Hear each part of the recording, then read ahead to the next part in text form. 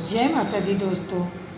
आइए अब हम दूसरा अध्याय सुना रहे हैं दुर्गा सप्तशती का। देवताओं के तेज से देवी का प्रादुर्भाव और महिषासुर की सेना का वध। महर्षि मेधा बोले, प्राचीन काल में देवताओं और असुरों में पूरे 100 वर्षों तक घोर युद्ध हुआ था और देवराज इंद्र देवताओं के नायक थे। इस युद्ध में देवताओं की सेना परास्त हो गई थी और इस प्रकार संपूर्ण देवताओं को जीत महिषासुर इंद्र बन बैठा था। युद्ध के पश्चात हारे हुए देवता प्रजापति श्री ब्रह्मा को साथ लेकर उस स्थान पर पहुँचे जहाँ पर कि भगवान शंकर विराजमान थे। देवताओं ने अपनी हार का सारा वृतांत भगवान विष्णु और शंकर जी से कह सुनाया और वह कहने लगे, हे प्रभु, महिषासुर सूर्य, चंद्रमा, इंद्र, अग्नि, वायु, यम, वरुण तथा अन्य देवताओं के सब अधिकार छीन कर सबका अधिष्ठाता स्वयं बन बैठा है। उसने समस्त देवताओं को स्वर्ग से निकाल दिया है। वह मनुष्यों की तरह पृथ्वी पर विचर रहे हैं। दैत्यों की सारी करतूत हमने आपको सुना दी है और आपकी शरण में इसलिए आए हैं कि आप उनके वध का कोई उपाय सोचें। देवताओं की बातें सुनकर भगवान श्री विष्णु और शंकर जी को दैत्यों पर बड़ा गुस्सा आया। उनकी भौहें तन गई और आंखें लाल हो गई। गुस्से में भरे हुए भगवान विष्णु के मुख से बड़ा भारी तेज निकला और उसी प्रकार का तेज भगवान शंकर, ब्रह्मा और इंद्र आदि दूसरे देवताओं के मुख से प्रकट हुआ। फिर वह सारा तेज एक में मिल गया और तेज का पुंज वह ऐसे दिखता था जैसे कि ज्वालामान पर्वत हो। बोलिए नौ दुर्गा मैया की जय। देवताओं ने देखा कि उस पर्वत की ज्वाला चारों ओर फैली हुई थी और देवताओं के शरीर से प्रकट हुए तेज की किसी अन्य तेज से तुलना नहीं हो सकती थी। एक स्थान पर इकट्ठा होने पर वह तेज एक देवी के रूप में परिवर्तित हो गया और अपने अधिकांश प्रकाश से तीनों लोकों में व्याप्त जान पड़ा। वह भगवान शंकर का तेज था। उससे देवी का मुख प्रकट हुआ। यमराज के तेज से उनके शरीर के बाल बने। भगवान विष्णु के तेज से उनकी भुजाएं बनी। चंद्रमा के तेज से दोनों स्तन और इंद्र के तेज से जंघा तथा पिंडली बनी और पृथ्वी के तेज से नितंब भाग बना। ब्रह्मा जी के तेज से दोनों चरण और सूर्य के तेज से उनकी अंगुलियां पैदा हुई। बोलिए नौ दुर्गा मैया की जय। वसुओं के तेज से हाथों की अंगुलियां तथा कुबेर के तेज से नासिका बनी। प्रजापति के तेज से उनके दांत और अग्नि के तेज से उनके नेत्र बने। संध्या के तेज से उनकी भौहें और वायु के तेज से उनके कान प्रकट हुए थे। इस प्रकार उस देवी का प्रादुर्भाव हुआ था। बोलिए नौ दुर्गा मैया की जय। महिषासुर से पराजित देवता उस देवी को देखकर अत्यंत प्रसन्न हुए। भगवान शंकर ने अपने त्रिशूल में से एक त्रिशूल निकालकर उस देवी को दे दिया और भगवान विष्णु ने अपने चक्र में से एक चक्र निकालकर उस देवी माँ को दे दिया।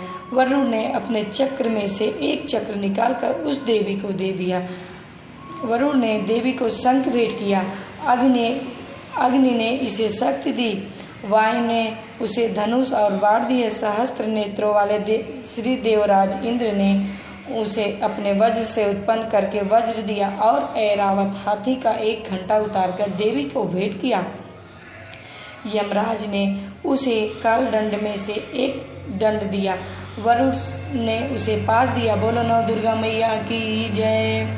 प्रजापति ने उस देवी को स्फटिक की माला दी और ब्रह्मा जी ने उसे कमंडल दिया। सूर्य ने देवी के समस्त रोमों में अपनी किरणों का तेज भर दिया। काल से उसे चमकती हुई ढाल और तलवार दी और उज्ज्वल हार और दिव्य वस्त्र उसे भेंट किए और उनके साथ ही उनके दिव्य चूड़ा मणि दी।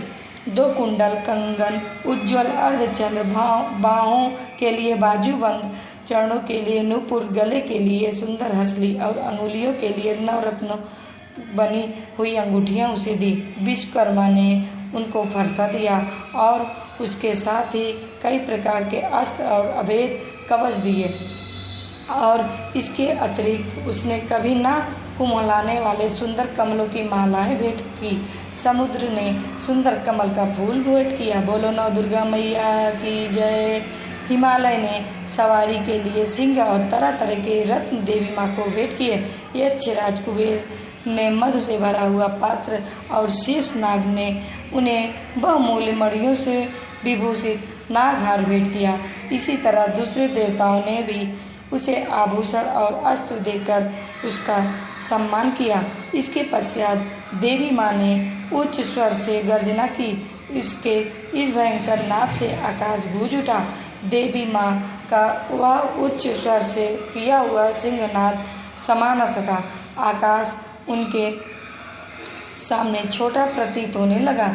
उससे बड़ा जोर की प्रतिध्वनि हुई, जिसे समस्त विश्व में हलचल मच गई और समुद्र कांप उठे, पृथ्वी डोलने लगी और सबके सब पर्वत हिलने लगे। बोलिए नौ दुर्गा मैया की जय।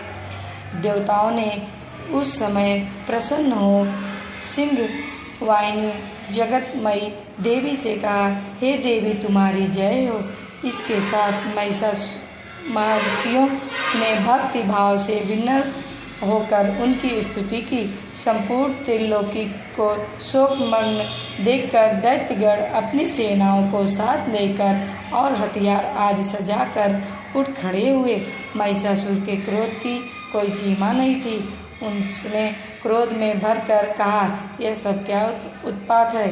फिर वह अपनी सेना के साथ उस ओर दौड़ा जिस ओर से भयंकर नाद का शब्द सुनाई दिया था, और आगे पहुंचकर उसने देवी को देखा, जो कि अपनी प्रभा से तीनों लोगों को प्रकाशित कर रही थी। बोलो नौ दुर्गा मैया की जय। उसके चरणों के भार से पृथ्वी दबी जा रही थी। माथे के मुकुट से आकाश में एक रेखा सी बन रही थी और उसके धनुष की टंकोर से सब लोग क्षुब्ध हो रहे थे। देवी अपने सहस्त्रों भुजाओं को संपूर्ण दिशाओं में फैलाए खड़ी थी। इसके पश्चात उनका दैत्यों के साथ युद्ध छिड़ गया और कई प्रकार के अस्त्र शस्त्रों से सबकी सब दिशाएं उद्भासित होने लगी। महिषासुर की सेना का सेनापति चिच्छुर नामक एक महान असुर था। वह आगे बढ़कर देवी के साथ युद्ध करने लगा और दूसरे दैत्यों की चतुरंगिनी सेना साथ लेकर चामर भी लड़ने लगा और 60,000 महारथियों को साथ लेकर उदग्र नामक महादैत्य आकर युद्ध करने लगा और महाहनु नामक असुर 1 करोड़ रथियों को लेकर असिलोमा नामक असुर 5 करोड़ सैनिकों को साथ लेकर युद्ध करने लगा। वाशकल नामक असुर 60 लाख असुरों के साथ युद्ध में आ डटा। बिडाल नामक असुर 1 करोड़ रथियों सहित लड़ने को तैयार था।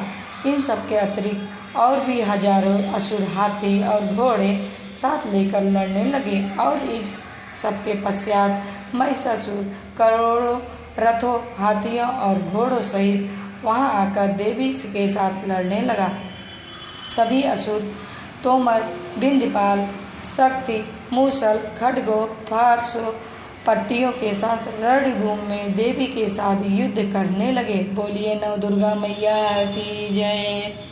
कई शक्तियों फेंकने लगे और कोई अन्य शास्त्रार्थ। इसके पश्चात सबके सब दैत्य अपनी अपनी तलवारें हाथों में लेकर देवी माँ की ओर दौड़े और उसे मार डालने का उद्योग करने लगे।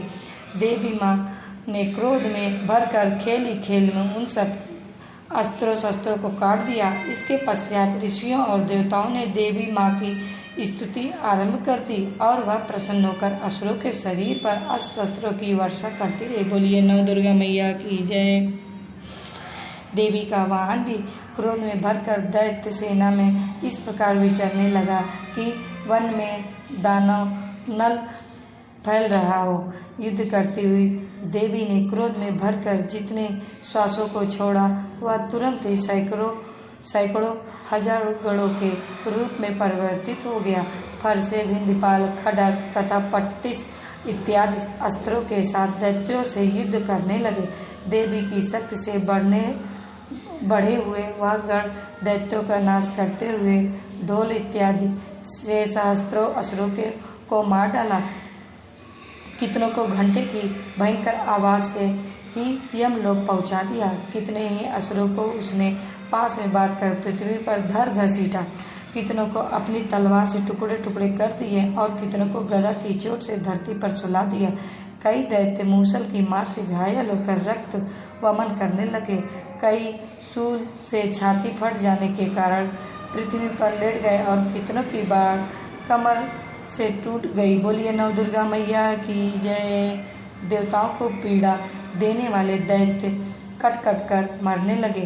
कितनों की बाहें अलग हो गई, कितनों की ग्रीवाएं कट गई, कितनों के सिर कटकर दूर भूमि पर लुढ़क गए, कितनों के शरीर बीच में से कट गए और कितनों की जंघाएं कट गई और वह पृथ्वी पर गिर पड़े। कितने ही सिरों व पैरों के कटने पर भी भूमि पर से उठ खड़े हुए और सहस्त्र हाथ से में लेकर देवी से लड़ने लगे। और कई दैत्यगण भूमि में बाजों की ध्वनि के साथ नाच रहे थे। कई असुर जिनके सिर कट चुके थे बिना सिर के धड़ से ही हाथ में शस्त्र लिए हुए लड़ रहे थे। दैत्य रह रहकर ठहरो ठहरो कहते हुए देवी को युद्ध के लिए ललकार रहे थे। बोलिए नव दुर्गा मैया की जय। जहाँ पर यह घोर संग्राम हुआ था वहाँ की भूमि रथ, हाथी, घोड़े और असुरों की लाशों से भर गई थी। असुर सेना के बीच में रक्तपात होने के कारण रुधिर की नदियाँ बह रही थी। इसी तरह देवी ने असुरों की विशाल सेना को क्षण भर में इस तरह से नष्ट कर डाला जैसे तृणकाष्ठ के बड़े समूह को अग्नि नष्ट कर डालती है। देवी का सिंह भी गर्दन के बालों को हिलाता हुआ और बड़ा शब्द करता हुआ असुरों के शरीरों से मानो उनके प्राणों को ढूंढ रहा था। वहाँ देवी के गणों ने जब दैत्यों के साथ युद्ध किया तो देवताओं ने प्रसन्न होकर आकाश से उन पर पुष्प वर्षा की। बोलिए नव दुर्गा मैया की जय।